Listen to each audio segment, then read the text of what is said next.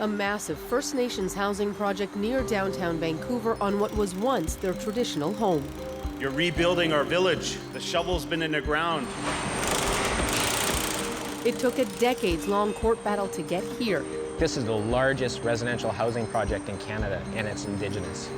But projects like this are poised to dramatically reshape the city, with more towers, bigger density than ever, and big opposition. And as far as reconciliation goes, I mean, it does have to be a two-way street.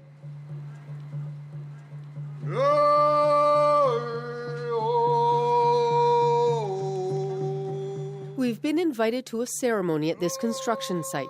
Blankets are being given to residential school survivors. It's a chance for workers to put down their tools and recognize they're doing much more than building towers for the Squamish Nation. This is just the start. Like phase one, we have a 40-story tower, 28-story tower, and a 32-story tower. It's something worker Edward Belsham knows well. And the best part about this is that there's going to be 575 units designated for low-income housing. Listening to him proudly describe the project to us, you would think he was on the sales team, but he's actually just brimming with pride. As an Indigenous person, I feel strength and honor in being a part of something so big. Like, this is the largest residential housing project in Canada, and it's Indigenous, right? Like, it's a big deal. He is among the 50% of workers here who are Indigenous. Not originally from BC, but living in Vancouver. His mother was a residential school survivor. What is it about being able to return to this land?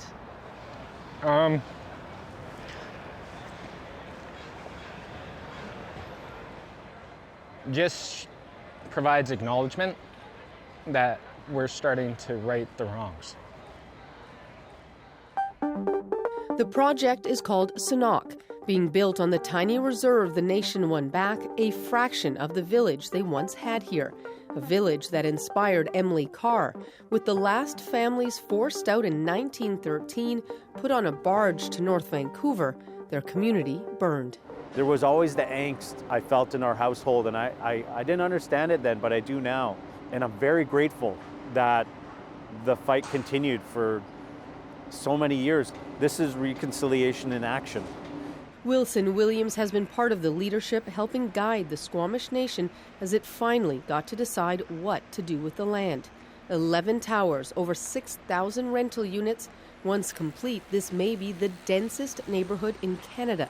But because it's reserve land, progress was quick. They didn't need the city's approval to do any of this. We've been on this journey of integration with Western society. We are in it now. We're finding ways and solutions to sustain our people for the next 7 generations. The goal is economic independence while trying to help alleviate a huge problem facing Vancouver, the housing crunch. Exciting news to housing advocates like Peter Waldkirch. First Nations that are leading this project are showing a lot of leadership in what we should be doing across the whole city. Arsenault is just the beginning. The Squamish, along with 2 other First Nations, have formed a development corporation called MST. It bought 2 large pieces of public land in Vancouver and now has massive proposals in the priciest parts of the city. We're talking about neighborhoods where homes sell for $5 million or more.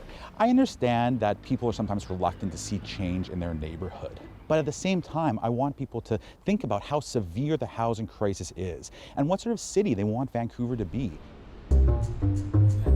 But not everyone agrees. That it will effectively obliterate much of the North Shore view. I mean, except for the people who can afford to live in the penthouse, I guess. We've come to one of the most iconic viewpoints in the city to hear members of a group called the Jericho Coalition. Murray Hendren and Susan Fisher say it's the wrong plan for the future.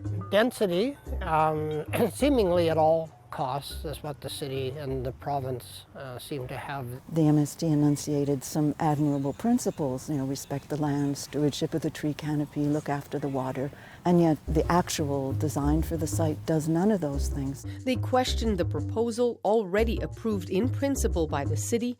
It will add more than 24,000 new residents on this land.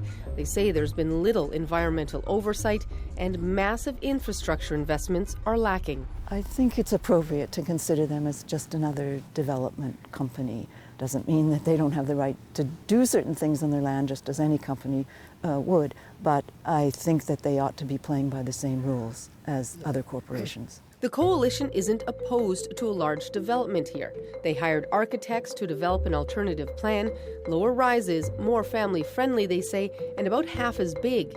But according to them, the city and the First Nations weren't listening.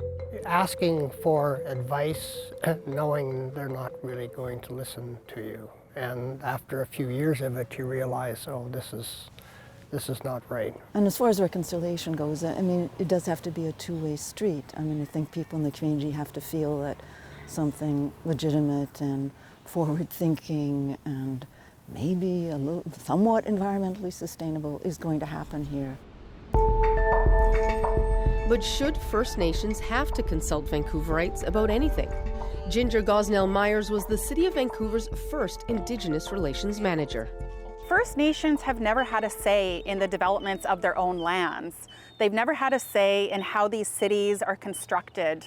And so it seems a little ironic for residents to feel like First Nations finally being able to do something is going against, I think, the moral good and the public good. I think the opposite. I think it's providing a significant opportunity to a group that has been so oppressed. She says the projects will reshape the look of the city, add an Indigenous flair to architecture, and reshape how First Nations are seen. We tend to view First Nations as being extremely impoverished and marginalized, and there's not a lot of hope. But we're finally seeing a moment where First Nations, through urban development, are seeing that narrative completely change. A new narrative also shaping other parts of Metro Vancouver, with several other First Nations leading developments and looking to the progress at Arsenault.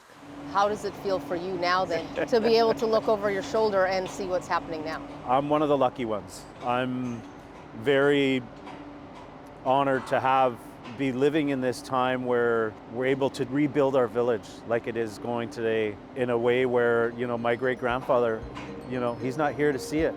I'm his eyes and ears now. A duty to those who came before, also felt by Edward Belsham for his mother. How much of a tribute is it to her, your working here?